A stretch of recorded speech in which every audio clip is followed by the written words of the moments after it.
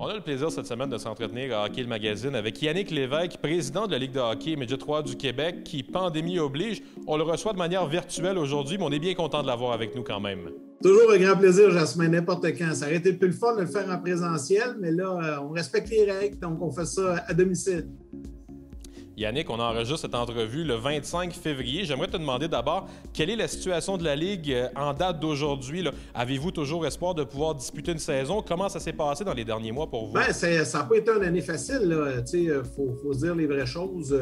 On pensait, on avait bon espoir de pouvoir tenir une saison. Il faut se rappeler qu'en août dernier, on avait la permission de tenir nos camps d'entraînement et que là, par la suite, en septembre, la deuxième vague a frappé plus vite qu'on pensait au Québec. Donc, tout s'est arrêté abruptement à ce moment-là. Puis, on a réussi à disons, poursuivre nos activités de façon assez différente avec des entraînements, des bulles, des groupes bulles avec les joueurs. Donc, en fait, c'est que les jeunes s'entraînent, sont sur la glace depuis quand même le mois d'août dernier. Mais il n'y a pas eu beaucoup de matchs de jouer. On a travaillé sur différents projets de calendrier. Je pense qu'on est rendu à la version 18 maintenant, avec un calendrier qui pourrait commencer plus tard en mars. L'équipe à la Ligue de Georges Marien, Yannick Gagnon, ont fait un travail incroyable cette année, plusieurs versions. Mais là, on a bon espoir que ça pourrait reprendre. On attend ce que le gouvernement va nous annoncer quelque part dans le coin du 8 mars, là, après la semaine de relâche. On a bon espoir qu'on puisse présenter un calendrier. Ce qui est bien, Jasmin, c'est qu'on a réussi quand même à extensionner les disponibilités des amphithéâtres dans la Ligue jusqu'au mois de juin. Donc, pour pouvoir étirer la saison, on sait qu'habituellement, tout ça se termine quelque part à la mi-avril avec la Coupe TELUS. Mais là, on va pouvoir jouer jusqu'à la fin mai, début juin pour tenir, disons, le plus de matchs possible. Il y a toujours sur la table à dessin un calendrier de 10 semaines. Là, donc, on pourrait présenter quand même passablement de matchs, une vingtaine de matchs, même un peu plus, 24 matchs par équipe. Et par la suite, tenir un tournoi qui va regrouper l'ensemble de nos formations. Ça va être des séries, dans le fond, sur un tournoi, une fin de semaine, une semaine, quelques jours pour l'obtention de la Coupe Jimmy Ferreri, là, quelque part fin mai, début juin.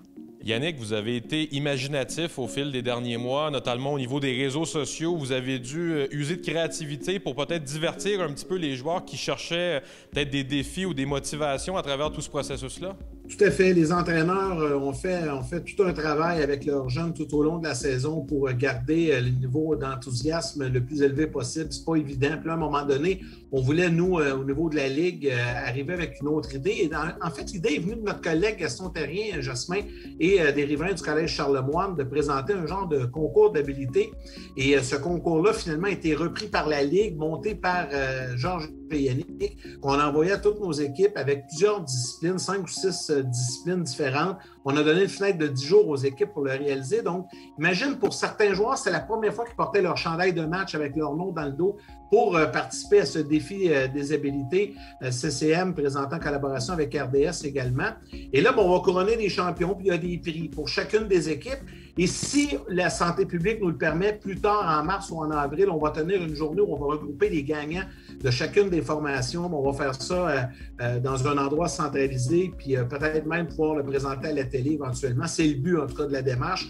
Mais même si on ne réussit pas à aller à la télé avec ça comme on veut le faire, au moins ce qui a été fait dans chacune des équipes, ben, j'ai vu les sourires chez les jeunes, j'ai vu, on s'est taquiné, on a eu du plaisir. Donc, ça a comme brisé la routine un peu des entraînements en groupe bulle et de pouvoir donner un événement pour mettre un peu d'entrain dans tout ça. Là. Ça a été en tout cas un grand succès. Ça s'est terminé le 26 février dernier. Puis tout le monde a bien apprécié cette petite compétition amicale.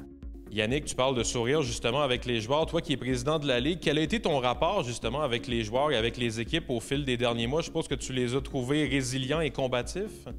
Honnêtement, là, moi, j'en reviens pas. Cette pandémie-là n'est pas facile pour personne, mais pour nos jeunes, c'est tellement compliqué et difficile. Mais de les voir à chaque semaine garder le moral, s'entraîner. Souvent, là, on dit, ce qui est le fun de jouer au hockey, oui, les entraînements, là, pour les entraîneurs, le développement, c'est parfait. Les jeunes, eux autres, ils veulent jouer des matchs. À un moment donné, c'est de jouer des matchs qui est le fun. Ils n'en ont pas joué de match depuis plusieurs mois, donc c'est pas évident de garder quand même le niveau de bonne humeur assez élevé. C'était le cas avec nos 15 équipes. Donc, pour vrai, là, je leur lève mon chapeau. Félicitations à tous nos jeunes dans la Ligue et félicitations aux entraîneurs, aux dirigeants qui, eux, ont réussi à garder tout ça, à garder, comme on dit, le flambeau bien haut. C'est pas évident. J'ai parlé à plusieurs entraîneurs, puis ça n'a pas été une saison facile. Mais là, on a bon espoir qu'on puisse jouer quelques matchs dans les prochaines semaines. Merci beaucoup, Yannick.